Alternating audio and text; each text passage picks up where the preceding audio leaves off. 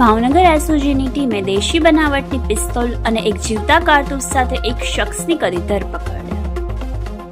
મળતી માહિતી મુજબ રથયાત્રાને ધ્યાનમાં રાખીને પોલીસ દ્વારા સઘન ચેકિંગ અને પેટ્રોલિંગ હાથ ધરવામાં આવ્યું હતું. તે દરમિયાન એસઓજી ટીમના હેડ કોન્સ્ટેબલ સોહિલભાઈ ચોકિયાને મળેલી બાતમીના આધારે આંગણવાડી માણેકવાડી ચોક પાસે શંકાસ્પદ હિલચાલ કરતા એક ઈસમને ઝડપી પાડવામાં આવ્યો.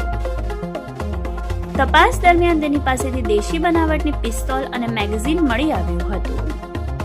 પકડાયેલ આરોપીની ઓળખ નઝીબભાઈ ઉર્ફે મુન્ના શેખ, રહેવાસી ભૂતના લીમડા પાસે મહમદી બાગની બાજુમાં ભાવનગરવાળા તરીકે થઈ હોવાનું પોલીસે જણાવ્યું છે.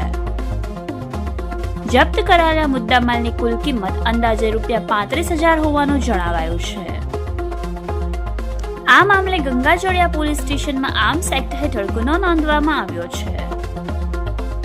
ભાવનગર એસઓજીની ટીમ હવે આરોપી પાસેથી હથિયાર ક્યાંથી લાવવામાં આવ્યું અને તેનો શું ઉપયોગ થવાનો હતો તે દિશામાં વધુ તપાસ કરી રહી છે.